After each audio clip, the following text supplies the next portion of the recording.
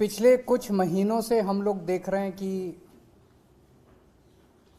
दिल्ली की चुनी हुई सरकार के मामलों में एलजी साहब का हस्तक्षेप दिन ब दिन बहुत ज़्यादा बढ़ता जा रहा है और ऐसा प्रतीत होता है इस हस्तक्षेप से कि दिल्ली की चुनी हुई सरकार के कामों में बाधा पहुंचाई जा रही है, जिसकी वजह से दिल्ली के लोगों के जो ज़रूरतें हैं, जो सपने हैं, वो पूरे नहीं हो पा रहे हैं। उनके काम रुकते जा रहे हैं।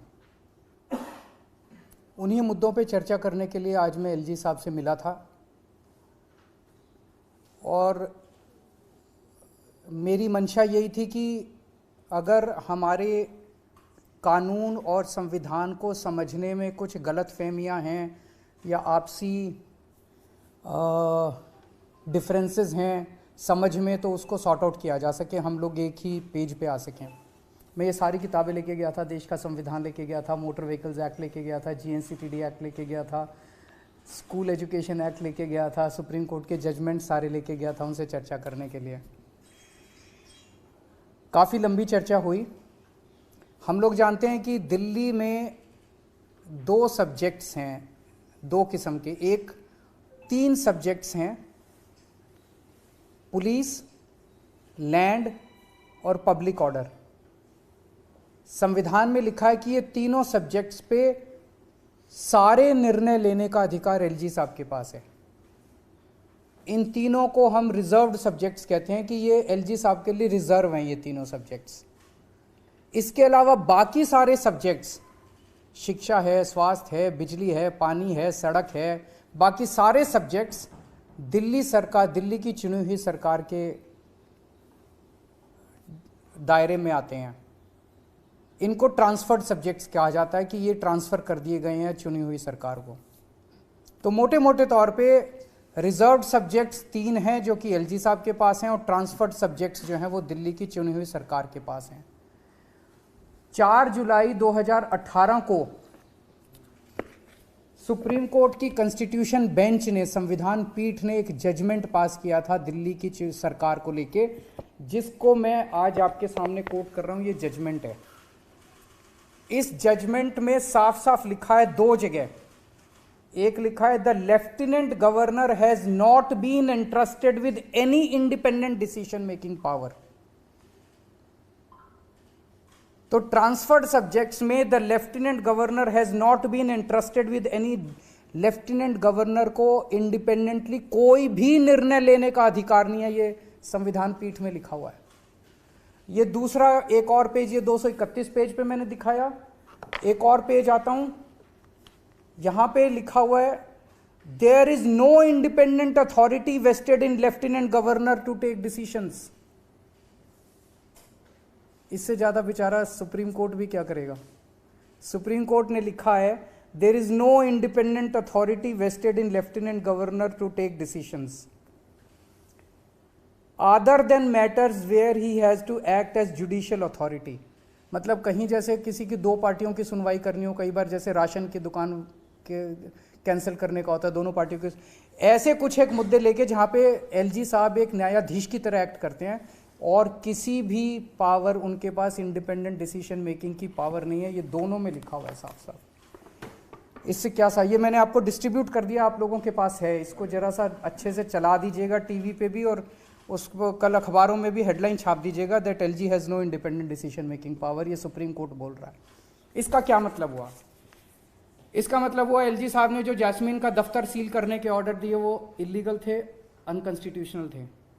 इसका मतलब जो एलजी साहब ने एल्डरमैन 10 बनाए वो इलीगल था, अनकॉन्स्टिट्यूशनल था।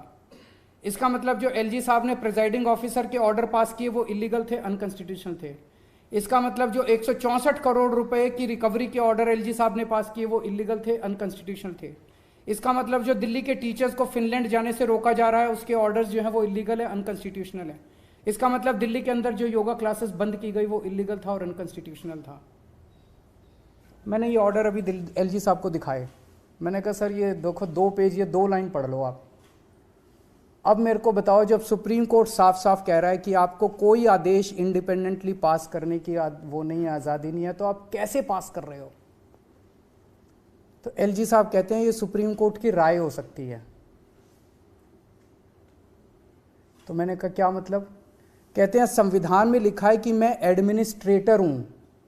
एडमिनिस्ट्रेटर कुछ भी कर सकता है, किसी भी विषय पे कर सकता है। मैंने कहा सर इसका क्या मतलब हुआ? कहते हैं कि अगर सर मुझे लगेगा कि सरकार कुछ गलत काम कहीं कर रही है तो मैं किसी को भी कोई भी आदेश दे सकता हूँ। मैंने कहा सर ये रिजर्व सब्जेक्ट, ट्रांसफर्ड सब्जेक्ट कहता है, इसका कोई मतलब नहीं है। मैं एडमिनिस्ट्रेटर हूँ। एडमिनिस्ट्रेटर किसी भी सब्जेक्ट के ऊपर किसी भी अफसर को कोई भी आदेश दे सकता है, ये मुझे पावर है। तो मैंने कहा सर कल को मान लीजिए प्रेसिडेंट ऑफ इंडिया कहती है कि मैं मोदी जी के काम से खुश नहीं हूँ और वो गलत काम कर रहे हैं, तो वो आदेश दे सकती है? कहते नहीं, वो अलग है। दिल्ली के केस में मैं एडमिनिस्ट्रेटर हूँ और मैं सुप्रीम हूँ और मेरे को सारी पावर्स हैं और ये सुप्रीम कोर्ट की राय हो सकती है, इसको मैं नहीं मानता। मुझे काफ़ी शॉकिंग लगा जब उन्होंने ये कहा। फिर मैंने उनसे पूछा, मैंने कहा सर आप चीफ सेक्रेटरी से सीधे फाइलें अपने पास मंगाते हैं और चीफ सेक्रेटरी को सीधे फाइलें आप नीचे भेजते हैं। सरकार जो है वो ट्रांजैक्शन ऑफ बिजनेस रूल से चलती है, ये ट्रांजैक्शन ऑफ बिजनेस रूल्स हैं। मैंने उनके सामने रखे। मैंने कहा सर इसमें कहाँ लिखा है कि आप सीधे चीफ सेक्रेटरी को फाइल भेज सकते हो या उससे मंगा सकते हो? उन्होंने फिर कहा कि ये रूल्स मेरे ऊपर लागू नहीं होते।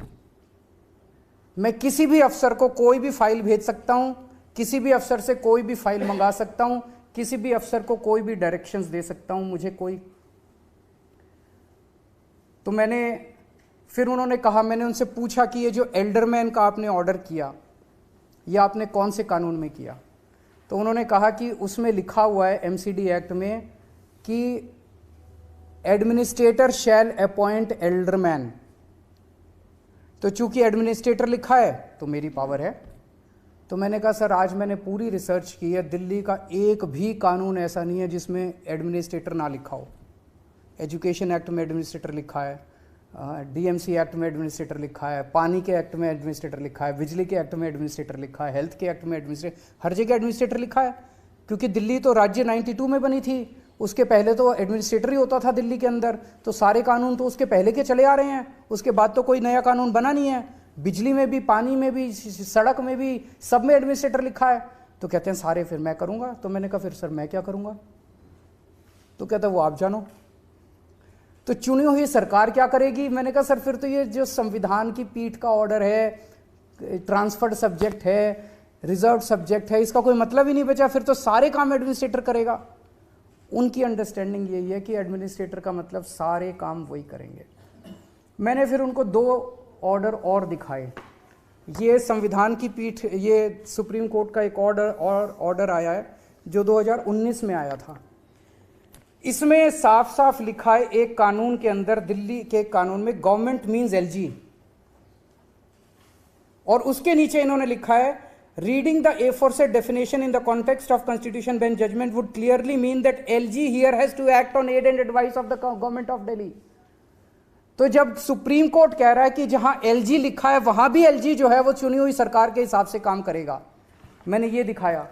मैंने ये हाई कोर्ट का एक और ऑर्डर उनको दिखाया, ओपी पाहवा का 1998 का जजमेंट है, जिसमें साफ साफ लिखा है, मोटर व्हीकल्स एक्ट में साफ साफ लिखा है कि lieutenant governor is government of Delhi, लेकिन उन्होंने कहा he has to act on aid and advice of Delhi government.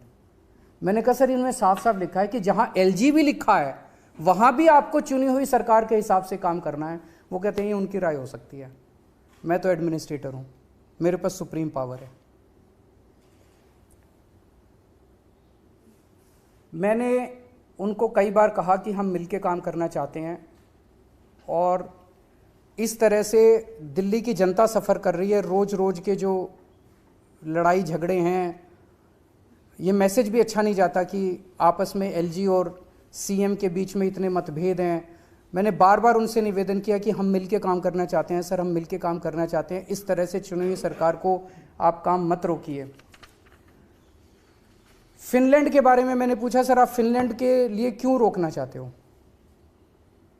तो उन्होंने कहा नहीं मैंने तो ऐसा नहीं कहा। मैंने कहा सर ये आपकी फाइल नोटिंग्स हैं, इसमें साफ साफ जाहिर है 2 बार आपको फाइल भेजी गई, दोनों बार आपने फाइल लौटा दी अलग अलग ऑब्जेक्शन लगा के। तो जब अलग अलग ऑब्जेक्शन बार बार लगाए जाते हैं तो मतलब यही होता है कि आप रोकना चाहते हो। आपने लिखा है कि it is noted that earlier education department has conducted various foreign training programmes to assess the effectiveness of such programmes department must place on record cost benefit analysis, कि भाई ये जो टीचर बाहर जाएंगे इसकी कॉस्ट बेनिफिट एनालिसिस। मैंने कहा sir, इस देश का सैनिक अपनी जान देता है, मुश्किल से 50-60 हज़ार रुपये महीना उसको तनख्वाह मिलती है। जिस दिन उस सैनिक ने अपनी कॉस्ट एंड बेनिफिट एनालिसिस करनी चालू कर दी ना अपनी जान की, ना आप बचोगे और ना मैं बचूंगा। हम अपने बच्चों का भविष्य बना रहे हैं, और हम अपने बच्चों का जब भविष्य बना रहे हैं, आप पूछ रहे हो उसकी कॉस्ट बेनिफिट एनालिसिस क्या होगी। मैं कहा सर, मेरे 2 बच्चे हैं, एक बेटा एक बेटी है, सारी तनख्वाह मैं अपने बच्चों पे लुटा देता हूँ। कल को अगर मैं ये देखना चालू कर दूँ कि मेरे बच्चों पे मैं जो कर रहा हूँ उसकी कॉस्ट बेनिफिट एनालिसिस क्या है। सर, कई चीज़ों की कॉस्ट बेनिफिट एनालिसिस नहीं होती। हम देश बना रहे हैं, हम राष्ट्र बना रहे हैं। इस देश का बच्चे बनेंगे तो राष्ट्र बनेगा, बच्चों का भविष्य बनेगा तो राष्ट्र बनेगा। तो जब आप इस तरह की कॉस्ट, मैंने कहा सर, सीएम की कॉस्ट बेनिफिट एनालिसिस हुई आज तक कि सीएम होना चाहिए कि नहीं होना चाहिए? एलजी की कॉस्ट बेनिफिट हुई है कि एलजी का दफ्तर जो है वो सरकार के लिए अच्छा है कि बुरा है?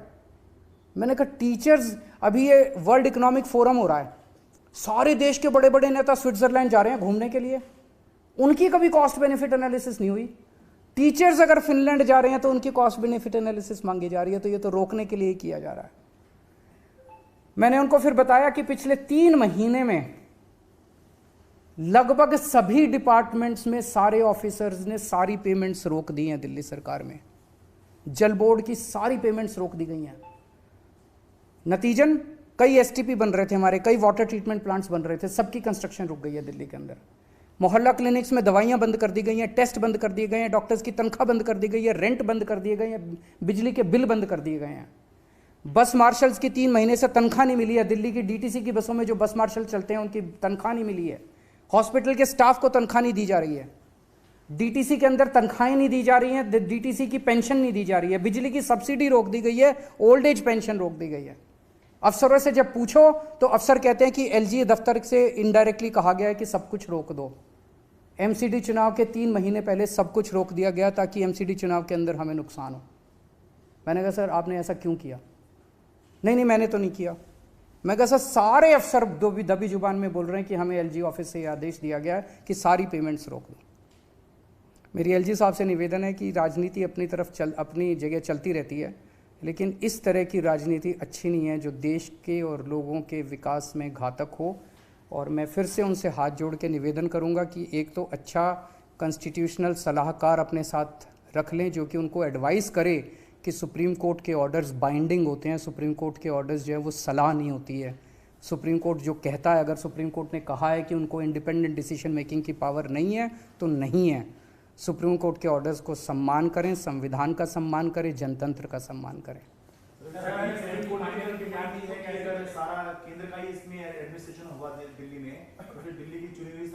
मैंने भी उनसे यही पूछा, वो बार बार, जब उन्होंने 2 बार कहा, एक बार बोला कि मैं एडमिनिस्ट्रेटर हूँ, मेरे पास सुप्रीम पावर्स है, ये शब्द है उनके, मेरे पास सुप्रीम पावर्स है, मैं जो भी चाहूँ, जिसको चाहूँ, जिस सब्जेक्ट पे चाहूँ आदेश दे सकता हूँ। और दूसरी बार उन्होंने कहा कि ये जितने आदेश हैं सुप्रीम कोर्ट की, ये सारे एडवाइस हैं और मैं इनको नहीं मानता। सर, आपके पास समाधान निकलेगा? क्योंकि जो कॉपी आप लेके आए संविधान तो एलजी के पास भी है, तो कोई समाधान की तरफ बढ़ी ऐसी मीटिंग? मैं समझता हूँ कि एक तो उनको भी थोड़ा सा समझना चाहिए कि इस तरह से, मैंने उनसे काफ़ी निवेदन किया, हाथ जोड़ के निवेदन किया कि हमें मिल के काम करना चाहिए, हमें एक दूसरे के काम में अड़चन नहीं अड़ाने चाहिए।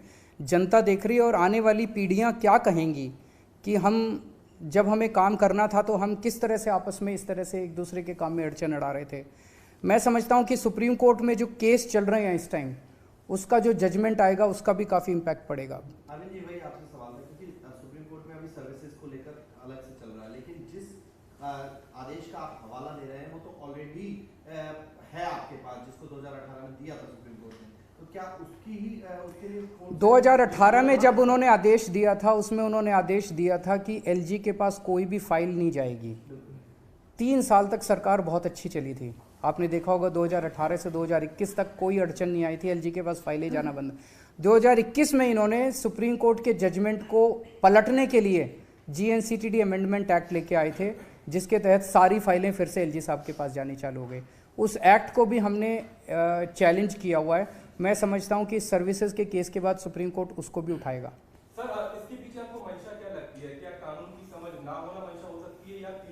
ऐसा कहा जा रहा है, आपको क्या लग रहा है, क्यों? आपको क्या लग रहा है कि अगर एमसीडी चुनाव के 3 महीने पहले दिल्ली के सारे मोहल्ला क्लिनिक की पेमेंट्स रोक दी जाए, जल बोर्ड की पेमेंट्स रोक दी जाए, सारे स्टाफ की तनख्वाह रोक दी जाए, तो मंशा तो राजनीतिक नज़र आ रही है, पॉलिटिकल नज़र आ रही है कि दिल्ली के कामों को रोका जाए। आज की बैठक से कुछ सकारात्मक निकला है, कुछ ऐसा निकला जो कि जिससे दिल्ली वालों को कुछ राहत? अगर ऐसे चलता रहेगा तो फिर काम नहीं होगा। काम होंगे, काम करेंगे, जितने काम कर सकते हैं हमारे हाथ में है। अगर उनके पैर भी पकड़ने पड़े हम पैर भी पकड़ेंगे, जो भी कर सकना पड़ेगा करेंगे, और साथ में जब जब कोर्ट का रास्ता अपनाना पड़ेगा हम कोर्ट का रास्ता भी अपनाएंगे। कैसे निकलेगा, क्योंकि जो बड़ा फैसला है वो सुप्रीम कोर्ट 2018 में दे चुका है, जो सुप्रीम कोर्ट में चल रहा है तो केवल ट्रांसफर पोस्टिंग का मामला है। और दूसरा वाला भी है कि एलजी साहब के पास फाइलें जानी चाहिए कि नहीं जानी चाहिए, वो वाला भी मामला भी है। इन दोनों पे जजमेंट्स आएंगे तो मैं समझता हूँ कि समाधान निकलेगा। एक बड़ी बात जो आप बता रहे हैं कि पिछले 3 महीने से लोगों को सैलरी नहीं मिल रही है, और कई बार देखा अब दी, अब हम लोगों ने आवाज़ उठाई तो अब मिलनी चालू हुई है। आवाज़ उठाएंगे तो सड़क पे भी आएंगे, ऑफिस में भी काम करेंगे, एलजी साहब के पास भी जाएंगे, जो जो करने की ज़रूरत होगी करेंगे, काम करवाएंगे जनता के। लेकिन स्पीड रुक जाती है कामों की, अड़चनें आती है। जैसे 3 महीने से अगर जल बोर्ड के फंड्स नहीं मिले तो कई सारे वाटर ट्रीटमेंट प्लांट्स की जो टाइम थे वो डिले हो गया। सीवेज ट्रीटमेंट प्लांट्स जो बन रहे थे, पानी की पाइपलाइन डल रही थी, वो डिले हो गया। काम डिले हो जाते हैं, काम तो करवाएंगे, सारे काम करवाएंगे, कोई काम रुकने नहीं देंगे, लेकिन डिले हो जाता है जिसकी वजह से काम में देरी हो जाती है। Thank you.